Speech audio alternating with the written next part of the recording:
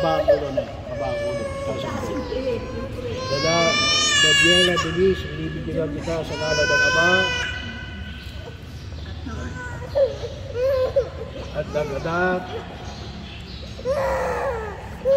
Kanyang Espiritu Santo. Amen. Okay, punasan ko. Kung may sombrero, linilagay ko sa loob. Punasan mo na, punasan mo. Punasan ang ulo.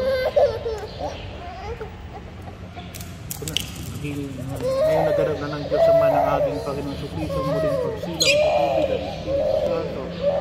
Ang pagkapahid ng langis ay nagpapakilala ng paglupog ng Espiritu Santo sa muling sinilang sa bigla.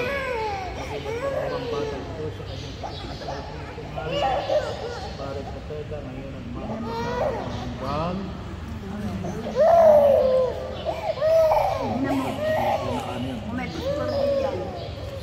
Ang damit pambinyag.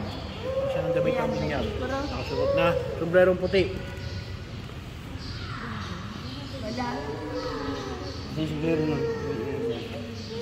May lighter kayo. Tatay, may lighter ka? Wala pa. Wala po. Wala po. Wala. Magpunta ka.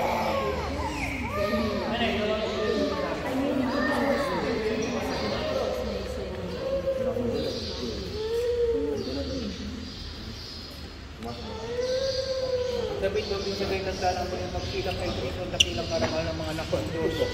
Naway manatiling wagas sa tulang bahay dumi sa kanilang karangalan hanggang matamo niya ang buhay na walang hanggan. Ang mabuting balita ng Panginoon ayon kay San Marcos chapter 10 verses 13 to 16. May nagdala ng mga bata kay Jesus upang hiling ipatong niya sa mga itong kanyang kamay.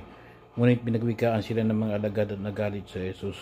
Nang makita ito, sinabi sa kanila, pabayaan ninyong lumapit sa akin ang mga bata, huwag ninyo silang sawayin, sabagat sa mga katulad nila naghahari ang Diyos. Itong tandaan ninyo, ang sino mang hindi tumanggap sa paghahari ng Diyos tulad ng isang maliit na bata, ay hindi mabilang sa mga pinaghaharian niya. At kinalong na Jesus sa mga bata, ipinatong ang kanyang mga kamay sa kanila at pinagpala sila.